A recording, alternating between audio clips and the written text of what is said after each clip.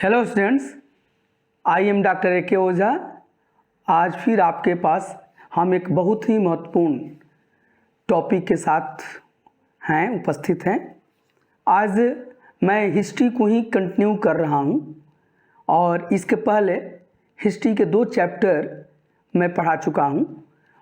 हमारा जो सोर्स है वो एनसीईआरटी है और एनसीईआरटी के क्लास 6 के जो बुक है उसको मैं लेकर उसकी चर्चा कर रहा हूँ।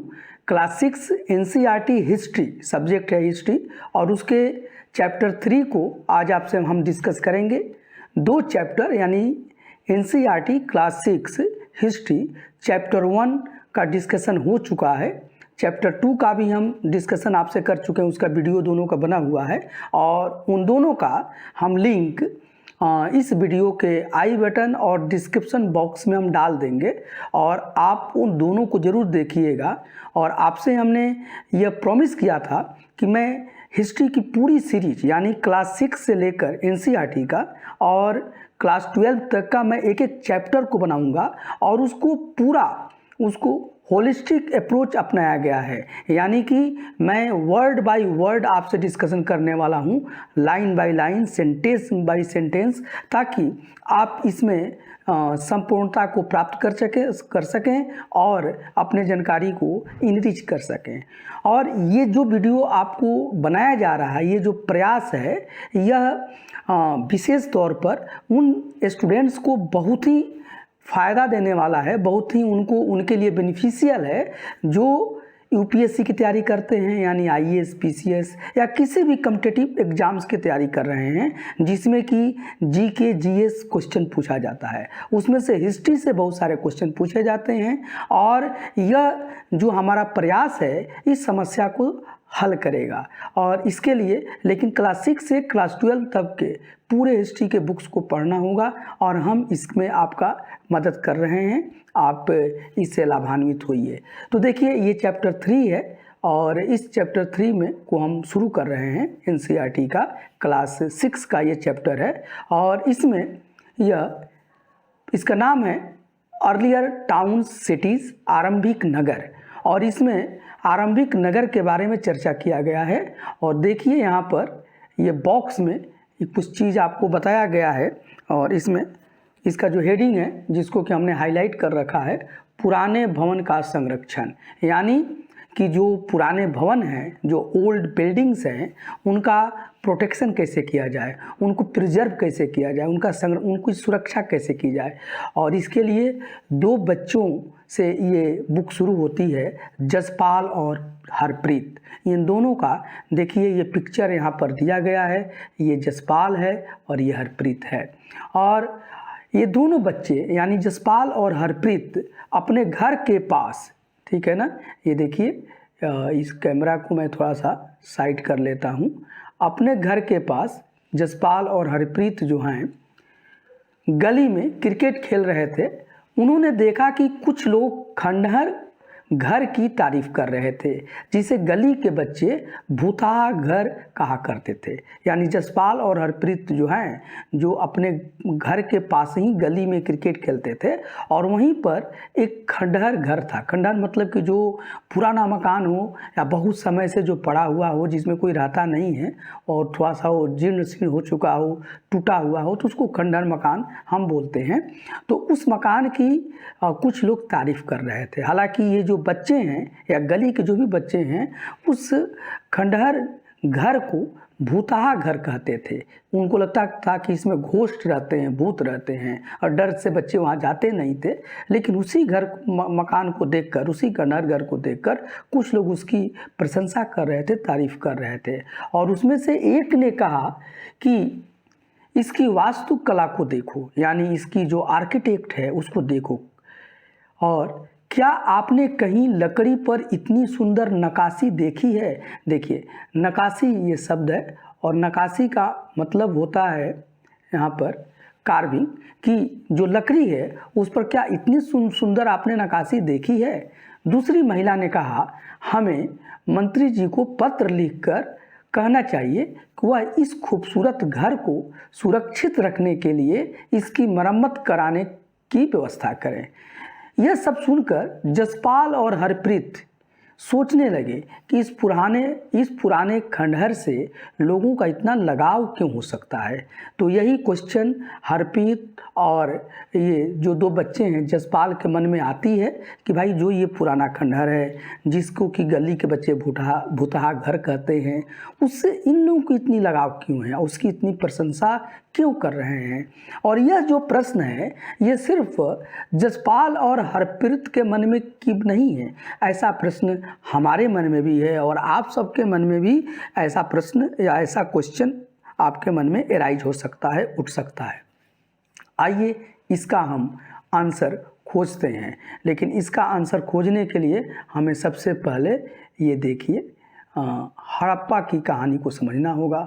हड़प्पा एक नगर का नाम है, एक स्थान का नाम है और इसके बारे में यहाँ पर बहुत ही अच्छी तरीके से समझाया गया है। इसको समझिए और आपके लिए बहुत ही इम्पोर्टेंट है हड़प्पा शब्द, क्योंकि इस हड़प्पा पर एक सभ्यता है, एक सिविलाइजेशन है।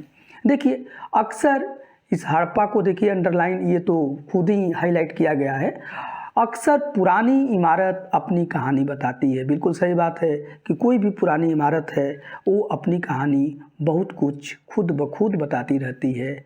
लगभग 150 साल पहले, कितना साल पहले देखिए, इसको आप अंडरलाइन का हाईलाइट कर देते हैं कि लगभग 150 साल पहले, यानी कि 150 ईयर्स एगो, जब पंजाब में पहली बार रेलवे लाइनें बिछाई जा रही थी तो इस काम में जुटे इंजीनियरों को अचानक हड़प्पा पूरा स्थल मिला।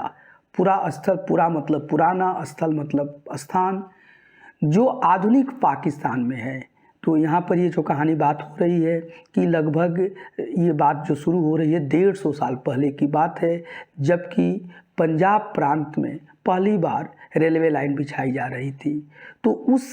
तो इस काम में जुटे इंजीनियरों को अचानक हड़प्पा पूरा स्थल मिला जो आधुनिक पाकिस्तान में है। ये जो हड़प्पा पूरा स्थल है वो कहाँ है, तो आधुनिक पाकिस्तान में है। और पहले तो आपको पता ही है कि आज से 150 साल पहले भारत पाकिस्तान एक ही हुआ करता था, तो उस समय तो ये भारत में था, लेकिन आज वो पाकिस्तान में वो जगह है। उन्होंने सोचा, उन इंजीनियर्स ने सोचा कि यह ऐसा खंडहर है जहाँ से अच्छी ईंटें मिल सकती हैं। उनको लगा कि यहाँ से बहुत ही गुड क्वालिटी की ब्रिक्स मिल सकती हैं, ईंटें मिल सकती है। और यह सोचकर वे हड़प्पा के खंडहरों से हजारों ईंटें उखाड़ ले गए, जिससे उन्होंने रेलवे लाइनें बिछाई और इससे कई इमारतें पूरी तरीके से नष्ट हो गई। तो ये तो बात आपको समझ में आ गया कि हड़प्पा जो है वो पहले स्वतंत्रता के पहले तो भारत में ही था, लेकिन आज़ादी के बाद अब वो हड़प्पा स्थल अभी पाकिस्तान में चला गया है और वह पंजाब प्रांत में पड़ता था। लगभग 150 वर्ष पहले जब उस जगह पर पहली बार रेलवे लाइन बिछाई जा रही थी तो वहाँ के इंजीनियर्स की नज़र उस खंडहर पर पड़ी और उनको लगा कि यहाँ की ईंटें बहुत अच्छी हैं और इन अच्छी ईंटों का उपयोग वो रेलवे लाइन के लिए कर सकते हैं। मतलब जो रेलवे लाइन बिछाई जा रही थी तो उसमें ज़मीन को कठोर बनाने के लिए वहाँ पर ईंट, पत्थर, कंक्रीट की ज़रूरत होती है। क्योंकि ईंटें बहुत अच्छी क्वालिटी की थी इसलिए उसकी ज़रूरत महसूस किए और वहाँ से वे हजारों ईंटें उखाड़ भी लिए और लाइनों में उन्होंने बिछाई और जिसके कारण कई इमारतें उस स्थान की समाप्त, नष्ट हो गई, बर्बाद हो गई। अब आइए थोड़ा कहानी को हम आगे बढ़ाते हैं और समझते हैं कि आगे क्या बात है। उसके बाद लगभग 80 साल पहले, देखिए इसको आप हाईलाइट कर लीजिए कि 80 साल पहले पुरातत्वविदों ने इस स्थल को ढूंढा और तब पता चला कि यह खंडहर उपमहाद्वीप के सबसे पुराने शहरों में से एक है। मतलब आज लगभग 80 ईयर्स एगो की बात है कि जो पुरातत्वविद हैं, जो आर्कियोलॉजिस्ट हैं, इस स्थल को उन्होंने ढूंढा और अब उनको पता चला कि ये जो खंडहर है ये कोई मामूली खंडहर नहीं है, बल्कि इस उपमहाद्वीप की, इस सब कॉन्टिनेंट के सबसे पुराने शहरों में से एक है ये जो खंडहर है। मतलब हड़प्पा नामक जो खंडहर है वो अभी जो यहाँ के सबसे पुराना शहर है उसमें से एक है। चूँकि इस नगर की खोज सबसे पहले हुई थी इसीलिए बाद में मिलने वाले इस तरह के सभी पुरास्थलों में जो इमारतें और चीज़ें मिली उन्हें हड़प्पा सभ्यता की इमारतें कहा गया। और इन शहरों का निर्माण लगभग 4700 वर्ष पहले हुआ था। देखिए यहाँ पे हम अंडरलाइन करते हैं हड़प्पा सभ्यता। ये शब्द बहुत ही ये इम्पोर्टेंट है, इसको आप याद कर लीजिए, हड़प्पा सभ्यता। और दूसरी बात है, ये देखिए ईयर जो है 4700 ईयर्स एगो की बात हो रही है। और ये तो ये चूँकि ये हमारे यहाँ का परंपरा है या विश्व की परंपरा है कि जो चीज़ सबसे पहले जिस स्थान पर मिलता है तो उसका नोमेनक्लेचर जो है, नामाकरण उसी जगह पर रख दिया जाता है। और बाद में जो पुरास्थल और भी दूसरे जगह पर भी जो मिले और उनकी प्रकृति, उनकी नेचर हड़प्पा सभ्यता में मिले सामानों से ही मिलती जुलती थी, तो उन सभी को हम लोगों ने हड़प्पा सभ्यता कहा। और वहाँ पर भी जो जगह पर इन सभी पुरास्थलों पर जो भी इमारतें और चीज़ें मिली वह हड़प्पा सभ्यता की इमारतें या चीज़ें मानी गई। और इन शहरों का निर्माण, ये हड़प्पा जैसा कई शहर थे जिसकी आगे हम आपको चर्चा करेंगे, तो इन शहरों का निर्माण 4700 ईयर्स पहले हुआ था, यानी 4700 वर्ष पहले इन शहरों का निर्माण हुआ था। तो यहाँ तक तो हमको लगता है कि आपको बात बिल्कुल यह समझ में आ गई होगी। अब थोड़ा आगे की बातों की हम चर्चा करते हैं। ये देखिए, ये यहाँ पर रेड कलर में आपके बुक्स में लिखा हुआ है। और देखिए, जब भी आप लोग एनसीईआरटी की बुक्स को पढ़िए तो ये किताब आपके सामने होनी चाहिए। और अगर कभी आप लोग आराम की मुद्रा में हों तब तो ईयरफोन लगाकर अपने कानों में इसको आप सुन सकते हैं। और हम प्रयास कर रहे हैं कि आपको एक एक चीज़ मैं समझाऊं, किसी भी चीज़ को आपको छोड़ूं नहीं। प्रायः पुरानी इमारतों, देखिए यहाँ से हम आपको स्टार्ट कर रहे हैं कि देखिए, ये देखिए, प्रायः पुरानी इमारतों को तोड़कर उनकी जगह नए भवन बनाए जाते थे। क्या तुम्हें लगता है कि पुरानी इमारतों को सुरक्षित रखना चाहिए? ये क्वेश्चन हमारे और आपके दिमाग में आना चाहिए कि ये पुरानी इमारत थी। देखिए, इंजीनियर्स ने उन्हीं पुरानी इमारतों को तोड़कर और रेलवे उनके ईंटों को निकालकर रेलवे लाइन में उन्होंने बिछा दिया, जिससे कि वहाँ की कई इमारतें नष्ट हो गई। लेकिन बाद में पता चला कि ये जो इमारतें हैं कोई साधारण इमारतें नहीं हैं, बल्कि यहाँ पर एक बहुत ही पुरानी संस्कृति या सभ्यता फल फूल रही थी और उसका अध्ययन करना ज़रूरी था। लेकिन उस इंजीनियर ने वहाँ पर इसको इनका उपयोग इस रूप में किया। अब देखिए, थोड़ा बात को आगे बढ़ाते हैं और देखिए यहाँ पर लिखा गया है कि ये जो नगर हैं, जो नगरों की बात हो रही है, ये नगर आगे पढ़ेंगे और ये देखिए यहाँ पर इन नगरों की विशेषता क्या थी भी बताएंगे।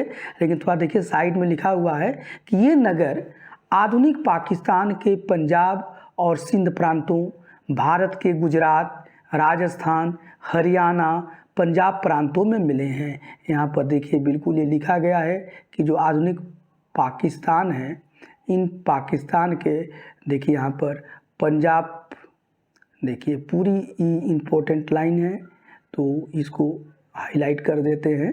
और आगे भी इम्पोर्टेंट है, देखिए इस स्थल को भी हाईलाइट कर लीजिए, ठीक है, हाईलाइट कीजिए। अब देखिए, तो ये नगर आधुनिक पाकिस्तान के पंजाब और सिंध प्रांतों, भारत के गुजरात, राजस्थान, हरियाणा और पंजाब प्रांतों में मिले हैं। इन सभी स्थलों से पुरातत्वविदों को अनोखी वस्तुएं मिली हैं। जैसे क्या क्या मिली है देखिए, जैसे मिट्टी के लाल बर्तन जिस पर काले रंग के चित्र बने थे, पत्थर के बाट मतलब बटखरा या जो हम बाट कहते हैं, मेजरमेंट के जो हम यूनिट होते हैं, मुहरें, मनके को बीड है, तांबे के उपकरण, तांबे मतलब कॉपर के टूल्स मिले हैं, औजार मिले हैं, और पत्थर के लंबे ब्लेड आदि मिले हैं। तो ये सब चीज़ें यहाँ पर मिली हैं, ये बहुत ही इम्पोर्टेंट है और इसको आप लोग समझ गए होंगे। साथ ही साथ अब इन नगरों की हम ये प्रयास करेंगे कि इनकी विशेषता क्या थी, उस पर थोड़ा अपना हम नज़र दौड़ाएंगे। और देखिए इन नगरों की विशेषता क्या थी, इस पर आइए ध्यान देते हैं और इसको थोड़ा हाईलाइट हम कर देते हैं ताकि आपको समझने में आराम रहे, आप आसानी। देखिए इन नगरों की विशेषता क्या थी, देखिए समझने का प्रयास कीजिए। इन नगरों में से कई को 2 या उससे ज़्यादा हिस्सों में विभाजित किया गया था।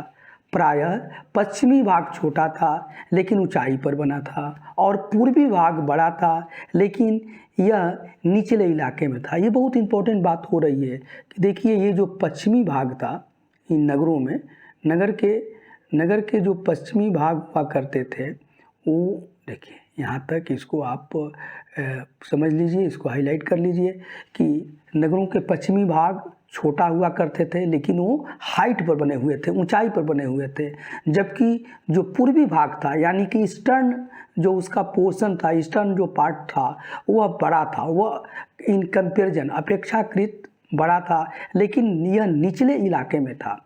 तो ये इम्पोर्टेंट है, एग्जाम्स में बहुत पूछे जाते हैं कि जो वेस्टर्न पार्ट है वह स्मॉलर था, छोटा था, लेकिन फिर भी वो थोड़ी ज़्यादा ऊंचाई पर बना हुआ था, हाइट पर बना हुआ था, जबकि नगर का जो ईस्टर्न हिस्सा था, जो पूर्वी हिस्सा था वो बड़ा था लेकिन वो निचले इलाके में था। और ऊंचाई वाले भाग को पुरातत्वविदों ने नगर दुर्ग कहा है। ये बहुत इम्पोर्टेंट है ये शब्द नगर दुर्ग।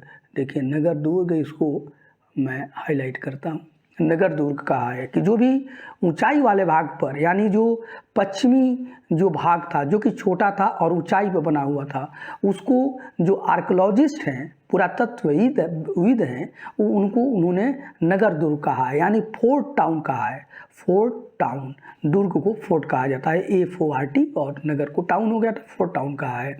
और निचले हिस्सा को निचला नगर कहा गया है। जो निचला हिस्सा है उसको लोअर टाउन या लोअर सिटीज़ बताया गया है। देखिए निचला हिस्सा जो है यह, इसको उन लोगों ने यहाँ पर निचला हिस्सा कहा है। दोनों हिस्सों की चार दीवारियाँ पक्की ईंटों की बनाई हुई थी। ये बहुत इंपॉर्टेंट बात है। उस समय जो लोग थे, मतलब आज से 4700 वर्ष पहले यानी 4007 ईयर्स एगो के जो उस समय के लोग थे वो पक्की ईंटों का निर्माण कर रहे थे। यहाँ पर लिखा गया है कि देखिए पक्की ईंट, इसको हाईलाइट कर लीजिए और थोड़ा सा इसको कर रहे हैं हाईलाइट, सॉरी, देखिए कर रहे हैं।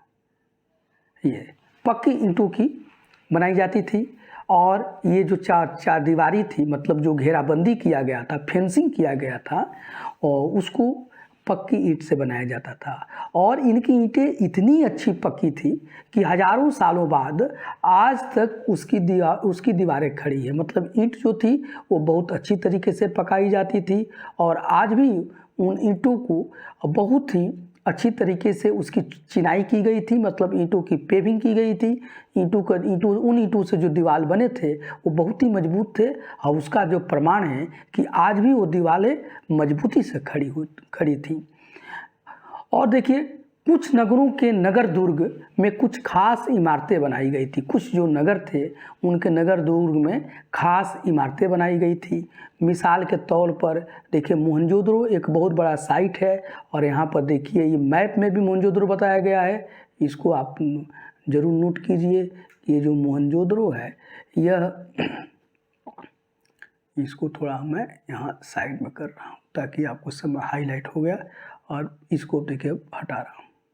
देखिए यहाँ पर तो मोहनजोदड़ो में एक खास तालाब बनाया गया था, ठीक है, और जिसे पुरातत्वविदों ने महान स्नानागार कहा है। इसी को ग्रेट बाथ कहा जाता है, महान स्नानागार। इसको आप हाईलाइट करते हैं, देखिए महान स्नानागार।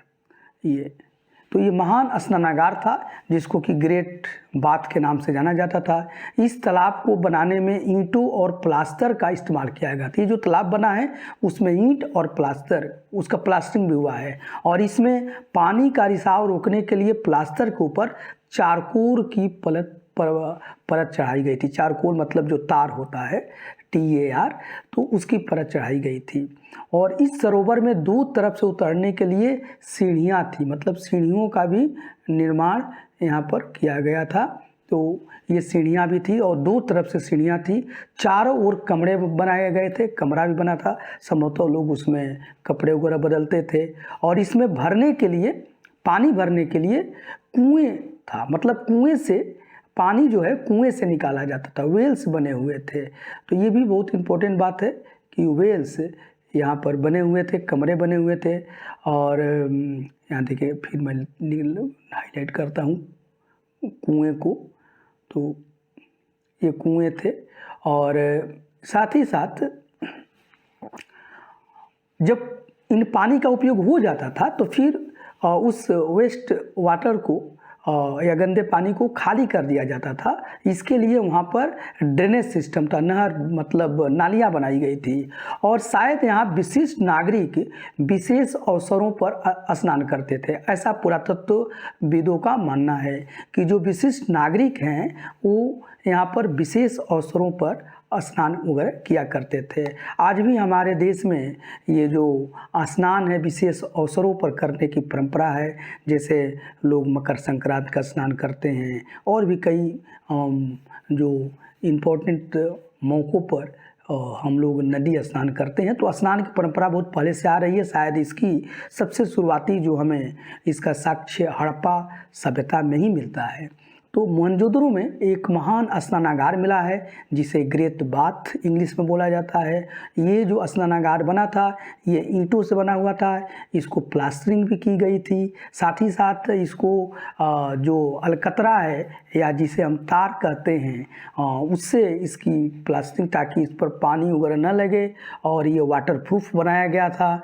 इसमें उतरने के लिए दो तरफ से सीढ़ियाँ बनाई गई थी। इसके चारों तरफ आपको कमरों का निर्माण किया गया था, संभवतः उसमें लोग कपड़े वगैरह बदलते रहे होंगे।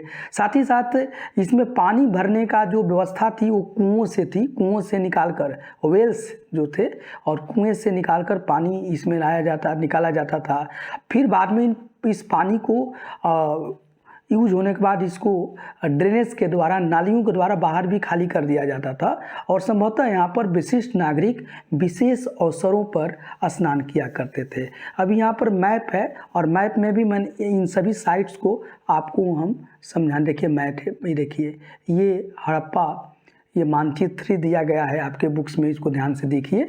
और ये देखिए उपमहाद्वीप के आरंभिक नगर है, ये जो सब कंटिनेंट है इंडिया जो है, और इसका जो अर्लियर सिटी है यही है। इसके पहले किसी भी टाउन या सिटी का हमें अभी प्रमाण नहीं मिला है, और इसको शायद फर्स्ट अर्बनाइजेशन, पहला या शहरीकरण भी कहा जाता है। तो देखिए यही मोहनजोदड़ो है, देखिए ये मोहनजोदड़ो है, ठीक है। साथ ही साथ ये देखिए हम आपको ले लेते हैं, देखिए ये आपको मोहनजोदड़ो हो गया, यही ये मोहनजोदड़ो हो गया। देख लीजिए ये सभी साइट आपको आगे आएगा। देखिए ये सोतकाको है, ये भी वहाँ का इम्पोर्टेंट जगह है। चनहुद्रो हैं, देखिए मोहनजोदड़ो जो है ये सिंधु नदी के किनारे बसा हुआ है। ये देखिए यही हड़प्पा है, देख लीजिए यही हड़प्पा है। हड़प्पा ये देखिए रावी नदी के किनारे है, रावी को ही पुरोसनी नदी भी कहा जाता है। ये देखिए उसके ऊपर चेनाब नदी है, झेलम नदी है, ठीक है। तो ये मतलब ये सिंधु की सहायक नदियां हैं। और यहीं पर आपको पंजाब है, पंजाब मतलब कि 5 नदियों का क्षेत्र है। आब मतलब पानी होता है और पन मतलब 5 होता है, तो ये सब है। तो देखिए ये सिंधु नदी है, फिर इसके सहायक नदियों को बताया गया। और ये नदी के किनारे ये सब शहर बसे हुए हैं। सबसे बड़ी बात है कि जो भी टाउन है ये नदी के किसी न किसी नदी के किनारे हैं या उससे नज़दीक बसे हुए हैं। तो ये मोहनजोदड़ो आपको दिखाया गया। ये देखिए सिंधु नदी है, और सिंधु नदी के जो किनारे मोहनजोदड़ो है, रावी नदी के किनारे हड़प्पा है। देखिए ये राखी गढ़ी है, ये कालीबंगा है, राजस्थान में पड़ती है। ये देखिए गनमेरी वाला है, ये सब आपके ये आरंभिक नगर के साइड है। ये देखिए आपको चनहुद्रो है, देखिए बहुत इम्पोर्टेंट ही भी साइट है। ये सोकटाको है, ये देखिए धौलावीरा है। ये सब इम्पोर्टेंट साइट्स हैं और जिसकी हम लोग चर्चा यहाँ पर कर रहे हैं। इसी के साथ साथ अब यहाँ पर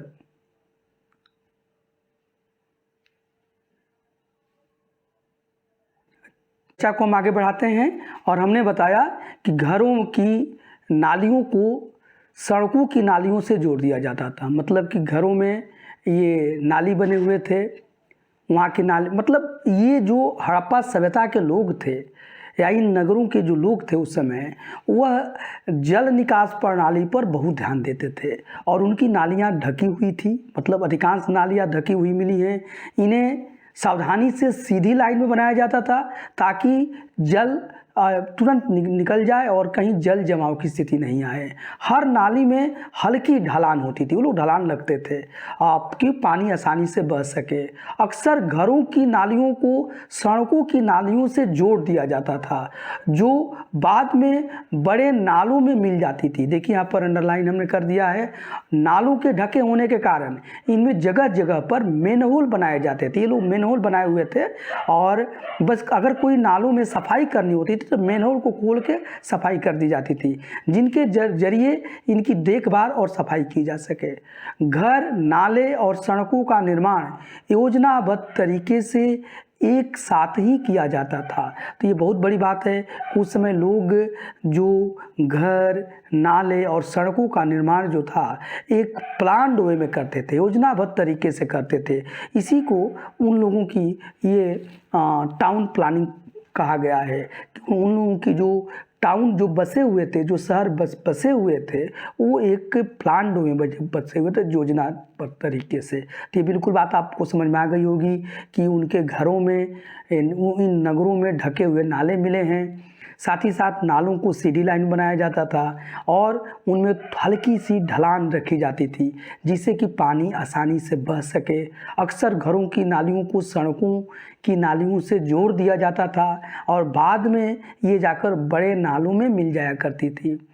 नालों के ढके होने के कारण इनमें जगह जगह पर लोग मेन होल यानी चैम्बर्स बनाते थे और जिसके जरिए वे लोग उस समय नालों की देखरेख और सफाई करते थे। घर, नाले और सड़कों का निर्माण ये बिल्कुल प्लान में किया गया था, योजनाबद्ध तरीके से किया जाता था। तो ये बात बिल्कुल आपको समझ में आ गई होगी। अब देखिए यहाँ पर वर्णित घरों और पिछले अध्याय में वर्णित घरों में तुम्हें क्या अंतर दिखाई देता है, कोई दो अंतर बताओ। तो ये बच्चों आपको ये वर्क है, सोच के आप लिखिएगा। इसका हम एक आपको शॉर्ट नोट्स भी देंगे, लेकिन अभी तो हमारा मकसद है कि ये पूरे चैप्टर को बहुत ही आसान तरीके से आपके ये मन मस्तिष्क में डाला जाए ताकि आप संपूर्णता की तरफ बढ़ें और बहुत विश्वास के साथ एग्ज़ाम्स में परफॉर्म करें। इसलिए एक एक वर्ड को मैं यहाँ पर रीडिंग दे रहा हूँ और फिर उसको आपको समझाने का प्रयास भी कर रहा हूँ। अब थोड़ा सा इनके नगरीय जीवन जो है इनको बारे में हम यहाँ पर अध्ययन करेंगे, यानी इनके अर्बन लाइफ के बारे में हम लोग अध्ययन करने जा रहे हैं। और देखिए इनका जो नगरीय जीवन था, यह इसको हाईलाइट करने का मैं प्रयास कर रहा हूँ। और ये देखिए नागरीय जीवन जो है हड़प्पा के नगरों में बड़ी हलचल करती होगी। मतलब जितना हम लोग पढ़ाई कर रहे हैं, देख रहे हैं, तो इनके नगरों में बहुत ही चहल पहल रहती होगी या रहा करती होगी। यहाँ पर ऐसे लोग रहते होंगे जो नगर की खास इमारतें बनाने की योजना में जुटे रहते थे।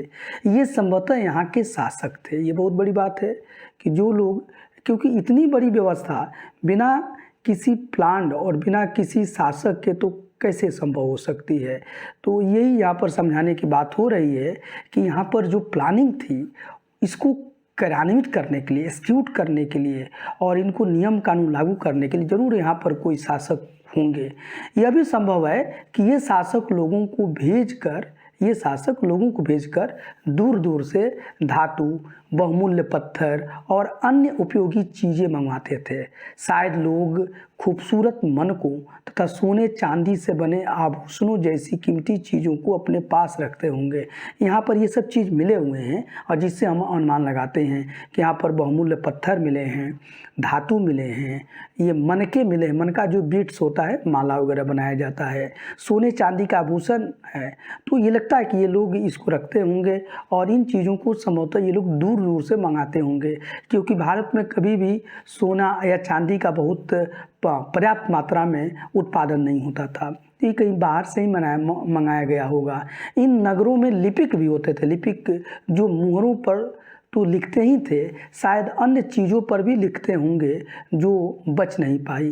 तो यहाँ पर लिपिक भी होते हैं। लिपिक यानी कि हम जो क्लर्कियल काम करता है उसको हम लिपिक कहते हैं। तो यहाँ पर लिपिक लोग भी या क्लर्क होते थे। ये लोग मुहरों पर, मुहर यानी कि सील्स हैं, तो इन मुहरों पर भी ये लोग लिखने का काम करते थे, ठीक है, और अन्य चीज़ों पर भी ये लिखते थे। इसी के साथ साथ इनके अलावा नगरों में शिल्पकार स्त्री पुरुष भी रहते थे। देखिए ये बहुत इम्पोर्टेंट बात है कि ये शिल्पकार स्त्री पुरुष यहाँ पर रहते थे। जो शिल्पकार होते थे, जो मूर्ति आदि बनाते हैं, जो अपने घरों या किसी उद्योग स्थल पर तरह तरह की चीज़ें बनाते होंगे। मतलब ये लोग अपने उद्योग स्थल पर, जहाँ इनका कोई फैक्ट्री होगा, कोई इंडस्ट्री होगा, या और दूसरे जगह पर भी ये अनेक तरह की चीज़ों को बनाते थे। लोग लंबी यात्राएं भी करते थे और वहाँ से उपयोगी वस्तुएं लाते थे। साथ ही लाते थे सुदूर देशों की किस्से कहानियाँ। ये लोग उस समय की हमें पता चलता है कि ये लोग दूर का यात्रा करते थे और वहाँ से ये कई चीज़ों को, उपयोगी वस्तुओं को अपने साथ लाते थे। फिर वहाँ के किस्से कहानियाँ, वहाँ की संस्कृतियों को भी अपने साथ लाते थे। मिट्टी से बने कई खिलौने भी मिले हैं जिनसे बच्चे खेलते होंगे। और यहाँ पर देखिए ये जो आपको बताया जा रहा है, देख लीजिए, ये वहाँ की जो बिल्डिंग बनाने की ईंटों को जोड़ने की प्रक्रिया है। ये लगता है कि कोई, देखिए ये ड्रेनेज सिस्टम है, नहर है। देखिए ये कुआं यहाँ पर है। देखिए सबसे ऊपर मोहनजोदड़ो की एक सड़क और उसमें बना नाला और ऊपर एक कुआं है। देखिए ये जो आपको दिखाई दे रहा है ये मोहनजोदड़ो का ही दृश्य है। ये बहुत बड़ा नाला है और देख रहे हैं इसके ऊपर ये कुआं बना हुआ है। और इसी के साथ साथ ये सब चीज़ें यहाँ पर दिखाई गई हैं। यहाँ पर भी देख लीजिए, ये आपको पहले क्वेश्चन दिया गया है कि नगर में रहने वाले लोगों की एक सूची बनाओ। क्या इनमें से कुछ लोग ऐसे लोग हैं जो मेहरगढ़ जैसे गांव में रहते थे? एक मेहरगढ़ भी साइट है वहाँ पर है। और ये देखिए आपको मिला है कि ये सब मुहर हैं, वहाँ पर उस समय के सील्स मिली हुई हैं। और इन मुहर के ऊपर के जो चिन्ह हैं, ये मुहर जो हैं ये हड़प्पा में मिली हुई है। देखिए ये जो वो हमने दिखाया, ये सड़क है, ये सड़क है और नाला जो मिला हुआ है और ये कुआं है, ये मोहनजोदाड़ो की है। और यह जो यहाँ पर देखिए आपको मिल रहा है, देखिए ये आपको ये मुहर है, सील्स हैं और यह हड़प्पा से मिली हुई हैं। और यहाँ पर चिन्ह है और कुछ यहाँ पर ये लिखा हुआ है। देखिए ये जो है जिसमें कि एक अजीब तरह का एक जानवर भी आपको दिखाई दे रहा है और इसके ऊपर कुछ लिखा हुआ है। इसका मतलब एक खास लिपि है जिसकी उन लोगों की जानकारी थी। हालांकि आज तक हम लोग इस लिपि को अभी पढ़ नहीं पाए हैं। इसमें देखिए लिखा गया है कि इस मुहर के ऊपर के चिन्ह एक खास लिपि में है। उपमहाद्वीप में पाए गए लेखन का यह प्राचीनतम उदाहरण है। मतलब ये लेखन का ये सबसे पुराना उदाहरण है। इससे पुराना कोई उदाहरण हमें मिला नहीं है। विद्वानों ने इसे पढ़ने की कोशिश की है लेकिन अभी तक यह पता नहीं चल पाया है कि इसका अर्थ क्या है। दाईं ओर नीचे पक्की मिट्टी के खिलौने भी हैं। देखिए दाहिने तरफ ये पक्की मिट्टी के ही पकाकर ये खिलौने बनाए गए हैं। तो ये हड़प्पा सभ्यता के बारे में आपको बताया गया। और ये जो मुहर है, मुहर पर एक स्क्रिप्ट, एक लिपि भी मिली है। इस लिपि को अभी तक विद्वान पढ़े नहीं हैं, लेकिन ये लिपि में क्या लिखा गया था ये तो स्पष्ट नहीं था, न अभी आज तक नहीं है। ये लिपि अभी तक डिसिफर्ड नहीं हो पाई है, पहचान में नहीं आई है। और लेकिन यह तो बिल्कुल पता है कि यह जो लिपि है वह या लिखने की जो कला है यह संभवतः इस उपमहाद्वीप की सबसे प्राचीनतम उदाहरण है और इसके पहले का कोई उदाहरण हमें नहीं मिलता है। अब थोड़ा सा हम नगर और नए शिल्प के बारे में यहाँ चर्चा किया गया है। देखिए हेडिंग लिखा गया है कि नगर और नए शिल्प, थोड़ा इसके बारे में हम लोग ध्यान दें। आओ अब कुछ ऐसी चीज़ों के बारे में अध्ययन करें जो हड़प्पा के नगरों से प्राप्त हुई है। अब ऐसे चीज़ों पर हम आएंगे जो हड़प्पा के जो नगर हैं वहाँ से प्राप्त हुई है।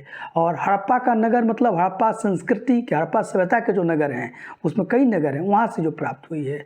अब देखिए यहाँ पर आपको बताया जा रहा है पुरातत्वविदों को जो चीज़ें वहाँ मिली उनमें अधिकतर पत्थर, शंख, तांबे, कांसे, सोने और चांदी जैसी धातुओं से बनाई गई है।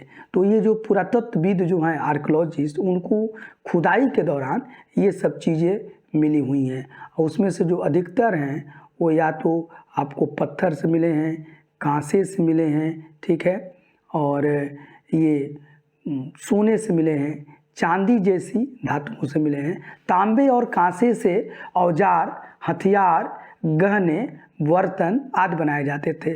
सोने और चांदी से गहने और बर्तन बनाए जाते थे। पूरी बात स्पष्ट आपको लिखी गई है, आपको समझ में आना चाहिए कि अधिकतर पत्थर, शंख, तांबे, ठीक ना, ये जो होते हुए कांसे, कांसा मतलब ब्रोंज है जो आपको कॉपर और टिन से मिलकर बनता था, सोने, चांदी, ये सब धातुओं से मिली चीज़ें मिली हुई, इसीलिए हड़प्पन कल्चर को या सिविलाइजेशन को हम लोग ब्रोंज एज कल्चर भी कहते हैं, क्योंकि वहाँ पर कांसे के सामान मिले हैं। और तांबे और कांसे से औजार, हथियार, गहने और बर्तन बनाए जाते थे। सोने और चांदी से गहने और बर्तन बनाए जाते थे। तो इस तरह से पता चलता है कि ये लोग दो धातुओं को आपस में मिलाना सीख गए थे, यानी कि उनको मेटलर्जी साइंस जो है, वो धातु विज्ञान उनको बहुत अच्छी तरह से आता था। और यहाँ मिली सबसे आकर्षक वस्तुओं में मनके, बाट और फलक हैं। देखिए ये जो मनके हैं, देखिए ये बहुत खूबसूरत मनकों से, मनका को अंग्रेजी में बीट्स कहा जाता है, और इन बीट से, इन मनका से देखिए कितने सुंदर माला बनाए गए हैं। साथ ही साथ इससे बहुत तरह के बाट जो मेजर किया जाता है, बटखरा, वो भी बनाया गया। देखिए ऊपर ये बाट, देखिए पत्थर के बाट यहाँ पर दिखाए गए हैं, ठीक है। देखिए ये बाट हैं, ठीक है, आप लोग इसको समझ पा रहे होंगे। और ऊपर के बाट को देखो, यहाँ लिखा है कितने ध्यान से उपयुक्त तरीके से इन बाटों को बनाया गया है। इन्हें चट पत्थर से बनाया गया था, ये बहुत इंपॉर्टेंट है कि इन्हें ऐसे स्पेशल पत्थर से बनाया गया था, वो चट पत्थर है। इन्हें शायद बहुमूल्य पत्थर और धातुओं को तौलने के लिए बनाया गया था। जो उस समय बेशकीमती पत्थर या धातुआं होती थी उनको इससे तौला जाता था। और मध्य में बाएं मनके हैं, इनमें से कई कार्नेलियन पत्थरों से बनाए गए। ये पूछा जाता है, देखिए जो मनका है बेटा, ये कार्नेलियन पत्थर से बनाए गए हैं। पत्थरों को काट कर और तराश कर मनके बनाए गए हैं। इनके बीच छेद किए गए थे ताकि धागा डालकर माला बनाई जा सके। जो मनका था उसके बीच में होल्स हुआ करते थे, छेद होते थे, और उसमें धागा को पिरोकर माला बनाई जाती थी। मध्य में दाएं पत्थर के धारदार फलक हैं। देखिए ये जो है, ये पत्थर के ये धारदार फलक हैं जो मध्य में ये बनाए गए हैं, आपको समझ में आ रहा होगा, ठीक है। और नीचे दाएं कढ़ाईदार वस्त्र हैं। देखिए कुछ कढ़ाईदार वस्त्र भी आपको मिलेंगे। और साथ ही साथ देखिए, और एक महत्वपूर्ण व्यक्ति की पत्थर से बनी मूर्ति जो मोहनजोदड़ो से मिली थी, और इसमें उसे कढ़ाईदार वस्त्र पहने दिखाया गया है। देखिए ये एक महत्वपूर्ण व्यक्ति की मिली हुई है, और ये पत्थर की बनी हुई मूर्ति मिली है, ये मोहनजोदड़ो से मिली हुई है। और यह देखिए एक कढ़ाईदार एक वस्त्र ये व्यक्ति पहने हुए हैं। अब देखिए अध्याय 2 में यहाँ पर बताया जा रहा है, एक और है यहाँ पर, हड़प्पा सभ्यता के लोग पत्थर की मुहरें बनाते थे। इन आयताकार मुहरों पर सामान्यतः जानवरों के चित्र मिलते हैं। हड़प्पा सभ्यता के लोग काले रंग से डिजाइन किए खूबसूरत लाल मिट्टी के बर्तन बनाते थे। तो ये भी देखिए आपको प्रशिक्षण में आप इन सब चीज़ों को आप देख सकते हैं। अब देखिए यहाँ पर अध्याय 2 में तुमने जिन गांवों के बारे में पढ़ा, क्या वहाँ भी धातु का उपयोग होता था? क्या वे पत्थर के बाट बनाते थे? तो इसको भी आप थोड़ा सा दिमाग में रखिए और अपने ब्रेन पर, अपने मस्तिष्क पर जोर देकर इसका आंसर खोजिए। संभवतः 7000 वर्ष पहले मेहरगढ़ में कपास की खेती होती थी। बहुत इंपॉर्टेंट बात है ये कि ये लगभग अबाउट अप्रोक्सीमेट 7000 ईयर्स एगो ये जो मेहरगढ़ जगह है वहाँ कपास की खेती के साक्ष्य मिले हैं। मोहनजोदड़ो से कपड़े के टुकड़ों के अवशेष, चांदी के एक फूलदान के ढक्कन तथा कुछ तांबे की वस्तुओं से चिपके हुए मिले हुए हैं। पक्की मिट्टी तथा फेयंस से बनी तकलियाँ सूत कताई का संकेत देती हैं। ये समझना होगा कि हमारे यहाँ की जो टेक्सटाइल इंडस्ट्री है, वस्त्र उद्योग है, वो कितनी प्राचीन है और उसका हमें साक्ष्य जो हैं वह मेहरगढ़ में कपास की खेती का 7000 वर्ष पहले ही हम मिल रहा है। मोहनजोदड़ो से भी कपड़ा का टुकड़ा मिला हुआ है और टुकड़े हैं और चांदी के एक फूलदान भी मिला हुआ है। साथ ही साथ हमें यह तकलिया भी मिली है, तकली जिससे कि सूत की कताई की जाती थी और ये फेयन से बनी हुई है। तो ये सब चीज़ें यहाँ पर बहुत ही खूबसूरती से इसकी चर्चा की गई है और आपके लिए बहुत ही ये उपयोगी भी है। अब देखिए थोड़ा आगे हम लोग बढ़ते हैं। इनमें से अधिकांश वस्तुओं का निर्माण विशेषज्ञों ने किया था। देखिए जो भी वस्तुएं हैं उसके एक तरह से विशेषज्ञ थे, ये नहीं कि वो लोग कोई वो स्किल्ड पर्सन थे और वो लोग इन चीज़ों का निर्माण करते थे। जो विशेषज्ञ उसे कहते हैं जो किसी खास चीज़ को बनाने के लिए खास प्रशिक्षण लेता है, जैसे पत्थर तराशना, मनके चमकाना या फिर मोहरों पर पचिकारी करना आदि। तो ये सब बात मतलब उस समय जो भी हड़प्पा सभ्यता में जो सामान मिले हैं तो ये लगता है कि जो भी काम यहाँ पर जो किया है वो कोई स्किल्ड पर्सन ही कर सकता था और उस स्किल को ज़रूर उसको कोई खास प्रशिक्षण मिला होगा, उसको कोई विशेष स्पेशल ट्रेनिंग लिया होगा, तब ऐसा चीज़ों का निर्माण संभव है। पृष्ठ 28 पर चित्र को आप देखिए और देखिए 28 पर ये चित्र है, आप उन चित्रों को आप देखिए और देखिए उसमें क्या है कि इन चित्रों को देखो और यहाँ पर मूर्ति का चेहरा कितने आकर्षक ढंग से बनाया गया है और उनकी दाढ़ी कितनी अच्छी तरह दर्शाई गई है। ये किसी विशेषज्ञ मूर्तिकार का ही काम हो सकता है, हर व्यक्ति विशेषज्ञ नहीं हो सकता था। हमें पता नहीं कि क्या सिर्फ पुरुषों में ही ऐसे कामों में प्रशिक्षण हासिल करते थे या फिर केवल महिलाएं ही। शायद कुछ महिलाएं और पुरुष दोनों ही इस काम में दक्ष थे। तो यहाँ पर समझाने का प्रयास किया गया है। फिर से यहाँ पर आइए, देखिए इस पुरुष को देखिए और इसके जो कितनी दाढ़ी सुंदर से बनाई गई है, कितनी सजीवता है। तो ये लगता है कि ज़रूर यह किसी स्किल्ड पर्सन का काम रहा होगा। अब ये भी सवाल होता है कि ऐसे प्रशिक्षण क्या सिर्फ पुरुषों को दी जाती थी या सिर्फ महिलाओं को दी जाती थी। लेकिन हमें यह अनुमान लगा सकते हैं कि शायद कुछ पुरुष और कुछ महिला दोनों ही इस काम में दक्ष होंगे, कुशल होंगे और वो काम ये करते होंगे, क्योंकि उस समय का जो भी इतिहास हम बता रहे हैं, जो चीज़ें वस्तुएं मिली हैं उन्हीं के आधार पर हम बता रहे हैं। उस समय का कोई लिखित साक्ष्य हमारे पास उनकी स्क्रिप्ट तो है, लेकिन उनकी लिपि है, लेकिन उस लिपि को हम लोग पढ़ नहीं पाए हैं। उस आधार पर उनके बारे में हम कुछ नहीं कर रहे हैं, सिर्फ जो चीज़ें मिली उसे हम अनुमान लगा रहे हैं। और ये देखिए फेयंस के बारे में बताया गया है कि फेयंस क्या है। देखिए पत्थर और शंख प्राकृतिक तौर पर पाए जाते हैं, लेकिन फेयंस को कृत्रिम तौर से तैयार किया जाता है। जो फेयंस शब्द है वो आर्टिफिशियल होता है और पत्थर और जो शंख हैं, सीप हैं, इनको सीप होते हैं, इनको हम लोग नेचुरल वे में पाते हैं। बालू या स्फटिक पत्थरों के चूर्ण को गोंद में मिलाकर उनसे बनाई जाती थी और साथ ही साथ उसके बाद उन वस्तुओं पर एक चिकनी परत चढ़ाई जाती थी। इस चिकनी परत के रंग प्रायः नीले या हल्के समुद्री होते थे। देखिए यहाँ पर ये दिखाया गया है इस पिक्चर में।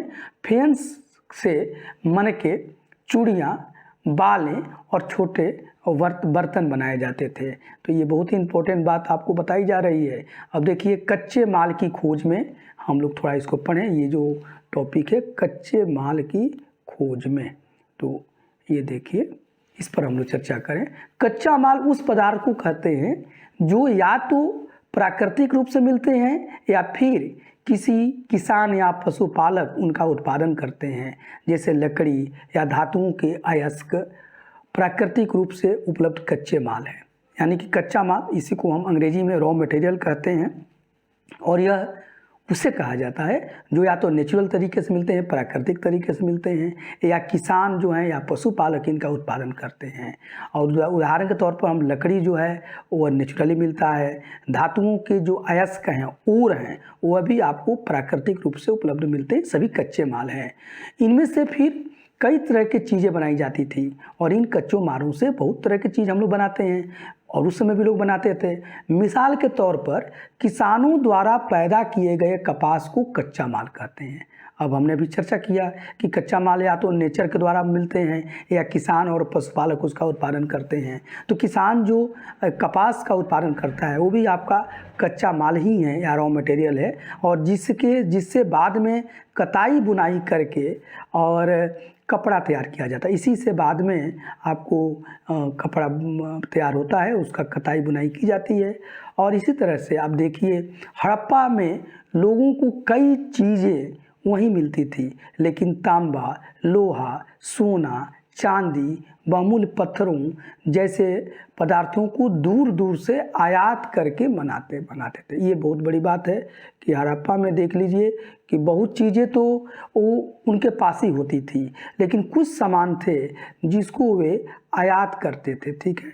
और ये आयात करके इन चीज़ों को, तांबा हुआ, लोहा हुआ, इन चांदी हुआ, सोना हुआ, इनको दूर दूर से ये लोग मंगाते थे। जैसे तांबा था तो खेतरी से वो लोग मंगाते थे, तो हड़प्पा जो सभ्यता जहाँ फूल फल रही तो वहाँ से थोड़ा दूरी पर था। और भी सामान, चांदी है, सोना है, लोहा है, कुछ चीज़ों को लोग अफ़गानिस्तान वगैरह से भी मंगाते थे। तो ये आगे की चर्चा है, अभी आप लोग जो बुक्स में लिखा है उसी पर हम ज़्यादा चर्चा आपसे कर रहे हैं।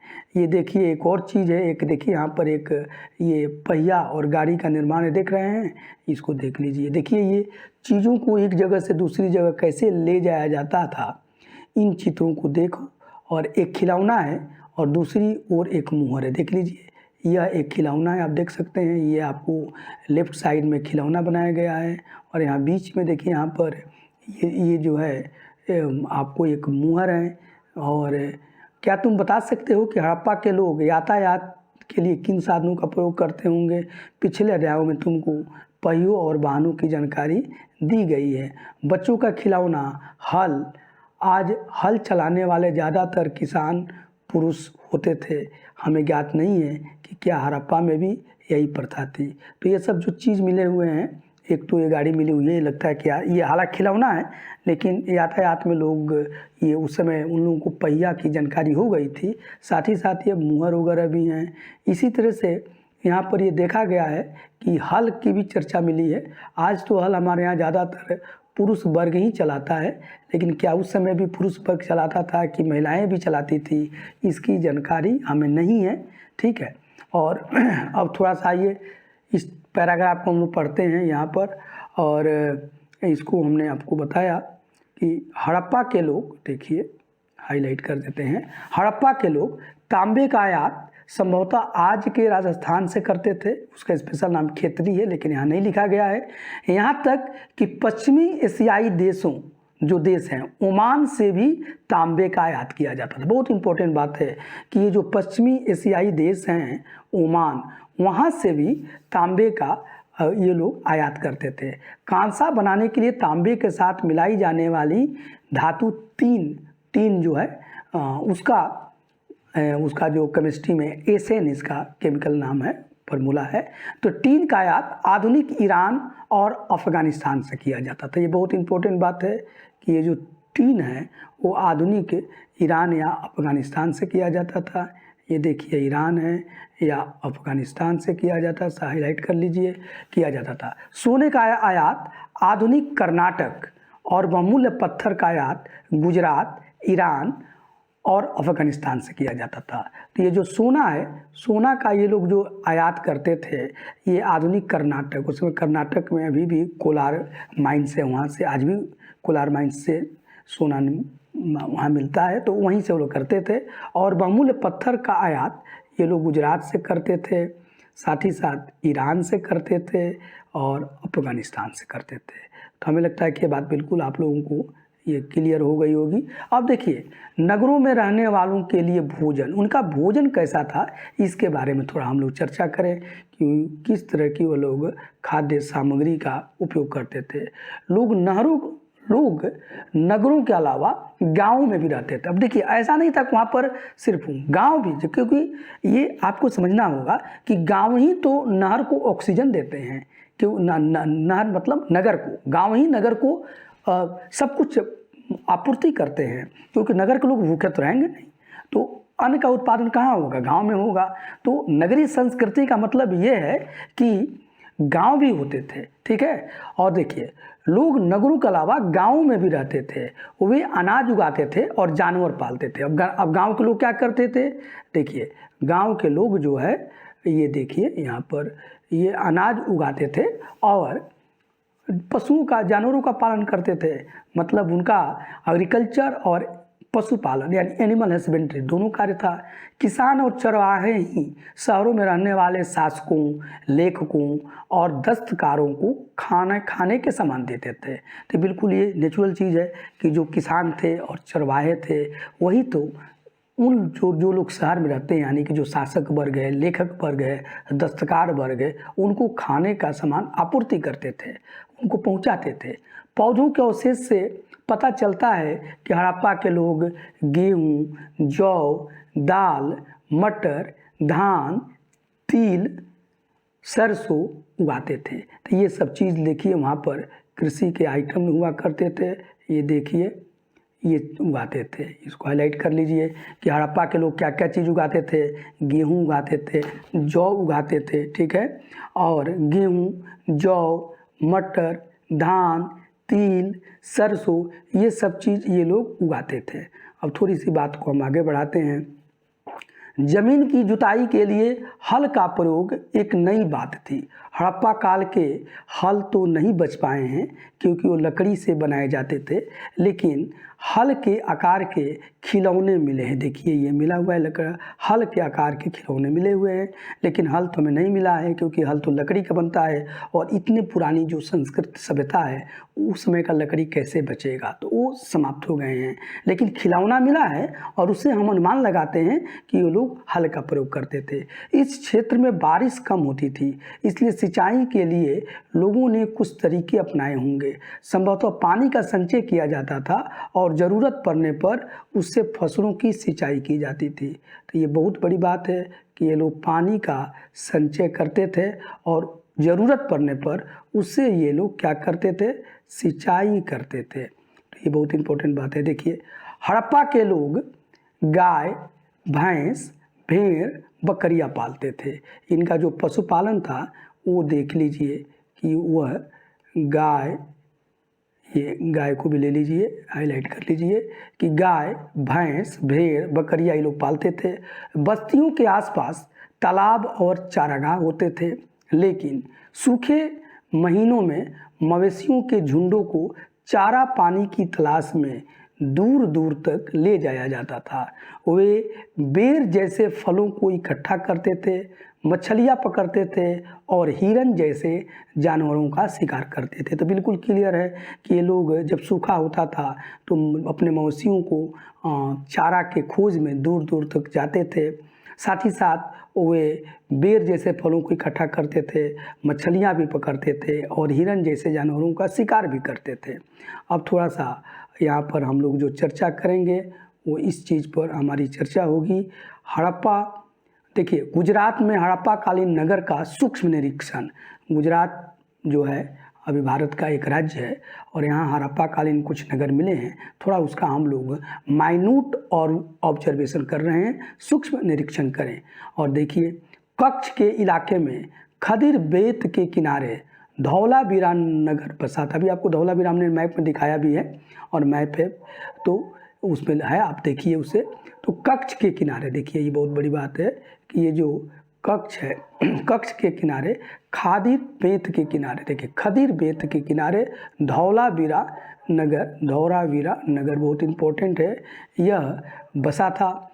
वहाँ साफ पानी मिलता था और ज़मीन उपजाऊ थी। मतलब गुजरात में ये धौलावीरा जो है यह कच्छ के किनारे पर खदिर बेत के किनारे है, कच्छ के इलाके में, और वहाँ साफ पानी मिलता था और वहाँ की ज़मीन भी उपजाऊ थी।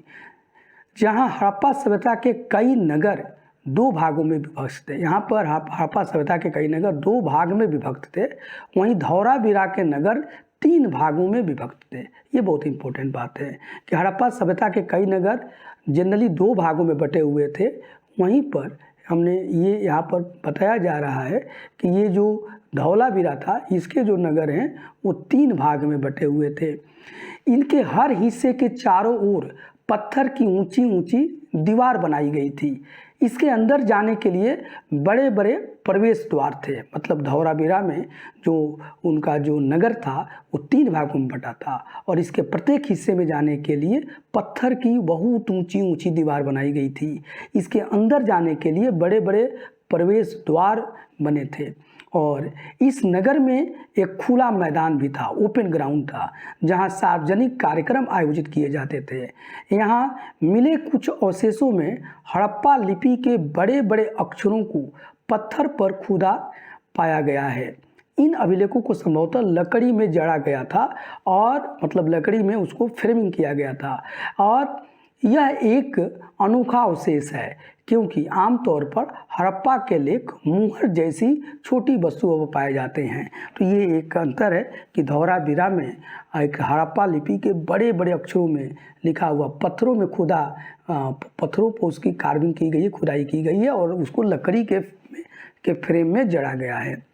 ये आमतौर पर थोड़ा सा जो अन्य हड़प्पा के लेख मिले हैं उससे थोड़ा ये अनोखा है और जनरली हड़प्पा के लेख मुहर यानी सील जैसी छोटी वस्तुओं पर पाए गए हैं। गुजरात की खंभात की खाड़ी में मिलने वाली साबरमती की एक उपनदी के किनारे बसा लोथल नगर ऐसे स्थान पर बसा था जहां कीमती पत्थर जैसा कच्चा माल आसानी से मिल जाता था। यह पत्थरों, शंखों और धातुओं से बनाई गई चीज़ों का एक महत्वपूर्ण केंद्र था। इस नगर में एक भंडार गृह भी था। इस भंडार गृह से कई मुहरें, मुद्रांकन या मुहरबंदी गीली मिट्टी पर दीवारें से बनी उनकी छाप मिले हैं। ये बहुत बड़ी बात है। लोथल की बात हो रही है। लोथल गुजरात की खंभात की खाड़ी में मिलने वाली है और साबरमती की एक उपनदी के किनारे, ठीक है, यह लोथल नामक शहर बसा हुआ था। यह एक व्यापारिक शहर था। यहाँ पर डकयार्ड भी मिला हुआ है। यहाँ पर कीमती पत्थर जैसा कच्चा माल आसानी से मिल जाता था और यह पत्थरों, शंखों और धातुओं से बनाई गई चीज़ों का एक महत्वपूर्ण केंद्र था ये लोथल। इस नगर में एक भंडार गृह भी था, ग्रेनरी भी मिला हुआ है। इस भंडार गृह से कई मुहरें और मुद्रांकन मिले हैं। मतलब ये जो भंडार गृह है, यहाँ का जो ग्रेनरी है, वहाँ से बहुत तरह के मुहरें मिली हैं, सील्स मिली हैं और मुद्रांकन मिली हैं। मुद्रांकन मतलब कहा जाता है कि मुद्रा अंकित, मतलब मुद्रांकन गीली मिट्टी पर दबने से बनी उनकी छाप मिली है। ये जो मुद्रा है या मुहरबंदी है, तो मुद्रा जब कोई भी चीज़ गीली मिट्टी पर पड़ जाएगा तो उसका छाप पड़ जाएगा, तो ये छाप वहाँ पर मिला है। ये देखिए, ये लोथल शहर को यहाँ पर बताया गया है। देख रहे हैं, ये पानी जैसा शहर है और डकयार्ड है। देखिए, यहाँ पर एक इमारत मिली है जहाँ संभवतः मनके बनाने का काम होता था। लोथल में एक इमारत भी मिली है, इमारत बिल्डिंग मिली है और लगता है कि यहाँ पर मनके बनाने का काम होता था। मनका यानी कि बीट्स, जिससे कि माला वगैरह बनते थे। पत्थर के टुकड़े, अधबने मनके बनाने वाले उपकरण और तैयार मनके भी यहाँ पर मिले हैं। यहाँ पर पत्थर के टुकड़े मिले हैं, अधबने मनके मतलब जो पूर्ण रूप से नहीं बने हैं, अर्धनिर्मित, और मनके बनाने के कई उपकरण मिले हैं, टूल्स या औजार मिले हैं और बहुत तैयार मनके भी यहाँ पर मिले हैं। इसे लगता था कि ये जो लोथल में मनके बनाने का काम एक बृहद स्तर पर होता था। देखिए, यहाँ पर कुछ बताया गया है मुद्रा या मुहर के बारे में और मुद्रांकन या मुहरबंदी के बारे में चर्चा है। मुहरों का प्रयोग सामान से भरे उन डिब्बों या थैलों को, देखिए यही लाइन में पढ़ रहा हूँ तो इसको मैं हाईलाइट कर देता हूँ, आपको समझने में आसानी पड़ेगी। अब इसको पढ़िए, आप आराम से देखिए। मुहरों का प्रयोग सामान से भरे उन डिब्बों या थैलों को चिन्हित करने के लिए किया जाता था जिन्हें एक जगह से दूसरी जगह भेजा जाता था। थैले को बंद करने के बाद उनके मुहरों पर गीली मिट्टी पोत कर उन पर मुहर लगाई जाती थी। मुहर की छाप को मुहरबंदी कहते थे। ये बहुत इंपॉर्टेंट बात है कि अरे भाई, ये जो वहाँ पर इतने संख्या में मुहर मिले हैं, सील मिले, उनका क्या काम होता था, या मुहरबंदी या मुद्रांकन का क्या मतलब था। तो यही था कि जब उनका जो सामान था डिब्बों पर भरकर या थैलों में, उसके बाद इस पर इन्हीं मुहरों के माध्यम से उनको चिन्हित किया जाता था। तो यही अब बताया गया है। फिर से मैं एक बार इसको पढ़ देता हूँ, समझ लीजिए कि मुहरों का प्रयोग सामान से भरे उन डिब्बों या थैलों को चिन्हित करने के लिए किया जाता होगा जिन्हें एक जगह से दूसरी जगह भेजा जाता था। थैले को बंद करने के बाद उनके मुहाने पर गीली मिट्टी पोत कर उन पर मुहर लगाई जाती थी। जब किसी भी बंद कर दिया गया थैला तो उसके मुंह को जहाँ बंद किया गया वहाँ पर गीली मिट्टी पोत दिया जाता था, मुहर लगा दिया जाता था, ताकि उसके साथ कोई छेड़छाड़ नहीं करे, और छेड़छाड़ करेगा तो पकड़ में आ जाएगा। मुहर की छाप को मुहरबंदी कहते थे। मुहरबंदी वही है जो मुहर की छाप लगाई जाती थी। आज भी मुहर का प्रयोग होता है। पता लगाओ कि मुहरों का उपयोग किस लिए होता है। आज भी आप पोस्ट ऑफिस में जाइए तो ये मुहरों आदि का प्रयोग होता है। कोई सामान पार्सल भेजा जाता है, चाहे वो गवर्नमेंट हो या प्राइवेट हो, तो मुहर लगाया जाता है और वो सुरक्षा का एक गारंटी होता है। अब देखिए सभ्यता के अंत का रहस्य। अब हम देखें जो इतनी अच्छी सभ्यता है, आखिर अचानक चली कहाँ गई, उसका डिक्लाइन कैसे हुआ, उसका पतन कैसे हुआ, इसका क्या रहस्य है, इस पर हम यहाँ पर चर्चा कर रहे हैं। लगभग 3900 साल पहले, यानी लगभग 3900 ईयर्स एगो, या 3900 साल पहले एक बड़ा बदलाव देखने को मिलता है। अचानक लोगों ने इन नगरों को छोड़ दिया। ये क्या बदलाव है कि अचानक सडनली लोग जो हैं इन टाउन्स को या इन सिटीज़ को छोड़ना शुरू कर दिया। लेखन, मुहर और बाटों का प्रयोग बंद हो गया। उस समय हम देखते हैं कि जो यहाँ पर ये सब चीज़ें हैं, मतलब कि लेखन है, मुहर है, ये सब बाटों का प्रयोग बंद हो जाता है। दूर दूर से कच्चे माल का आयात काफ़ी कम हो गया। जो कच्चे माल का इंपोर्ट हो रहा है दूर दराज के जगहों से, वो भी कम पड़ गया। मोहनजोदड़ो में सड़कों पर कचरे के ढेर बनने लगे। ये भी साक्ष्य मिले हैं कि मोहनजोदड़ो में कचरे का ढेर बनने लगा। जल निकास प्रणाली नष्ट हो गई और सड़कों पर ही झुग्गीनुमा घर बनाए जाने लगे। ये सब चीज़ परिलक्षित होते हैं। ये सब क्यों हुआ कुछ पता नहीं। कुछ विद्वानों का कहना है कि नदियाँ सूख गई होंगी, अन्य का कहना है कि जंगलों का विनाश हो गया होगा। इनका कारण हो सकता है इसके कारण कि ईंटें पकाने के लिए ईंधन की ज़रूरत पड़ती थी, जिसके अलावा मवेशियों के बड़े बड़े झुंडों से चारागाह और घास वाले मैदान समाप्त हो गए होंगे।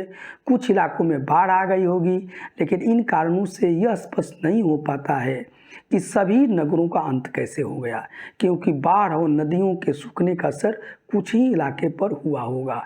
तो ये विद्वान भी आज इस रहस्य का भेद पाने के लिए शोध कर रहे हैं, और अलग अलग लोग इसका अलग अलग मत देते हैं। कुछ लोग बताते हैं कि नदियाँ सूख गईं, कुछ का कहना है कि जंगलों का विनाश हो गया, और उसका कारण बताते हैं कि ईंट पकाने के लिए ईंधन की ज़रूरत होती थी और इसके लिए जंगल की लकड़ियाँ काट ली गईं, जिससे जंगल का विनाश हो गया। इसके अलावा मवेशियों के बड़े बड़े झुंडों से चारागाह और घास वाले मैदान भी समाप्त हो गए होंगे।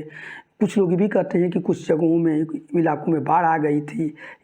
लेकिन इन सभी से है कि भाई ये तो सभी नगर कैसे समाप्त हो गए, क्योंकि बाढ़ और नदियों के सूखने का असर तो कुछ ही इलाकों पर हुआ होगा। ऐसा लगता है कि शासकों का नियंत्रण समाप्त हो गया। कुछ विद्वानों का भी मानना है कि भाई हो सकता था कि जो शासक हैं उनका जो नियंत्रण है वो समाप्त हो गया। जो भी हुआ हो, परिवर्तन का असर बिल्कुल साफ दिखाई देता है। आधुनिक पाकिस्तान के सिंध और पंजाब की बस्तियां उजड़ गई थी। कई लोग पूर्व और दक्षिण के इलाकों में नई और छोटी बस्तियों में जाकर बस गए। इसके लगभग 1400 साल बाद, यानी इसके लगभग 1400 ईयर्स बाद, यानी कि 1400 वर्ष बाद नए नगरों का विकास हुआ। इनके बारे में तुम अध्याय 5 और 8 में पढ़ोगे। तो हम लोग ने ये पहले नगरों के बारे में पढ़ा, और जो कि 4700 वर्ष पहले भारत इस भारतीय उपमहाद्वीप में या इस इंडियन सब कॉन्टिनेंट में फल फूल रहे थे। फिर वो अचानक समाप्त हो गए हैं। उसके विद्वानों ने कई कारण बताए हैं जिसका चर्चा यहाँ पर किया गया। फिर इसके बाद ग्रामीण संस्कृति आ जाती है, लेकिन फिर लगभग 1400 साल बाद, मतलब इस सभ्यता के नष्ट होने के 1400 साल बाद फिर नए नगरों का विकास हुआ, जिसे द्वितीय शहरीकरण या सेकेंड अर्बनाइजेशन कहा जाता है। इसके बारे में अध्याय 5 और अध्याय 8 माने चैप्टर 5 और चैप्टर 8 में चर्चा की जाएगी। आप लोग इस YouTube चैनल के साथ बने रहिए। कुछ इसके बारे में और भी यहाँ पर बताया गया है, क्योंकि हमारा प्रॉमिस है कि हम एक एक चीज़ पर चर्चा करेंगे, कोई छोड़ेंगे नहीं। देखिए, अन्यत्र करके ये जो लिखा गया है इस पर भी थोड़ा आप ध्यान दीजिए। अपने एटलस में मिस्र को ढूंढिए, और मिस्र जो है वहाँ नील नदी है। नील नदी के आसपास वाले इलाकों को छोड़कर मिस्र का अधिकांश भाग रेगिस्तान है। लगभग 5000 वर्ष पहले मिस्र में शासन करने वाले राजाओं ने सोना, चांदी, हाथी दांत, लकड़ी और हीरे जवाहरात लाने के लिए अपनी सेनाएं दूर दूर तक भेजी। इन्होंने बड़े बड़े मकबरे बनवाए जिन्हें पिरामिड के नाम से जाना जाता है। राजाओं के मरने पर उनके शवों को इन्हीं पिरामिडों में दफनाकर सुरक्षित रखा जाता था। इन शवों को मम्मी कहा जाता था। उनके शवों के साथ भी अनेक चीज़ें दफनाई जाती थी। इनमें खाद्यान्न, पेय वस्त्र, गहने, बर्तन, वाद्य यंत्र, हथियार और जानवर शामिल हैं। कभी कभी शव के साथ उनके सेवक और सेविकाओं को भी दफना दिया जाता था। दुनिया के इतिहास में शवों को दफनाने की परंपरा को देखते हुए मिस्र में सबसे ज़्यादा धन दौलत खर्च किया जाता था। क्या तुम्हें लगता है कि मरने के बाद इन राजाओं को इन चीज़ों की जरूरत पड़ी होगी? ये स्पष्ट बताता है कि वहाँ के लोग उस समय पुनर्जन्म में विश्वास करते थे। तो एक मिस्र की भी कहानी बताई गई कि इतना डेवलप जो मिस्र एक था, वहाँ की संस्कृति वो भी समाप्त हो गई धीरे धीरे। तो ये सब चीज़ें और वो बहुत सिमट के रह गई। तो खैर, ये आपको एक अलग से जानकारी दी गई है। अब देखिए, इसके कुछ क्वेश्चन आंसर हैं, इसको आप लोग करने का प्रयास कीजिएगा। हालांकि हमारा आपसे यह प्रॉमिस है कि इसके शॉर्ट नोट्स और भी बना के आपसे हम चर्चा करेंगे। अब देखिए, कुछ इसमें उपयोगी शब्द आए हैं, इस पर ध्यान दीजिएगा। हालांकि हमने इसको आपके साथ इसको एक्सप्लेन भी किया है। जैसे नगर है, टाउन कहते हैं, नगर दुर्ग हैं, तो ये आपके जो फोर्थ सिटी हैं, शासक रूलर, लिपिक क्लर्क, मुहर सील, शिल्पीकार जो हैं, एक तरीके से आर्टिसंस जो हैं, जो मूर्ति आदि यह सब चीज़ बनाते हैं, मनके का माला वगैरह बनाते हैं, धातु मेटल्स, विशेषज्ञ का मतलब जो स्किल्ड पर्सन है, जो जानकार है, और कच्चा माल जिसको रॉ मटेरियल, हल यानी प्लाऊ से मतलब था जो पहले हल से ये ज़मीन की जुताई की जाती थी और खेती की जाती थी, सिंचाई इरिगेशन है, तो इन सब चीज़ों का है। और आप लोग और इसको आपको पढ़ाया गया है कि भाई तांबा कहाँ से मिलता था, जैसे राजस्थान का चर्चा आया है, सोना कहाँ से मिलता था, तो देखिए कर्नाटक है, इसी तरह से बहुमूल्य पत्थर। तो इन सब चीज़ों को आप ज़रूर इसको बहुमूल्य पत्थर है, देखिए गुजरात है, ये टीन है, ये सब चीज़ों को आप खुद भी मिलाइएगा, अपने थोड़ा नॉलेज को चेक कीजिए, फिर बाद में इसका हम चर्चा करेंगे। ये देखिए कुछ महत्वपूर्ण तिथियां हैं इसमें आई हैं, और आप इसको अलग से नोट कर लीजिए और इसको याद कर लीजिए। तो ये देखिए, ये लेफ्ट साइड में दिया गया है।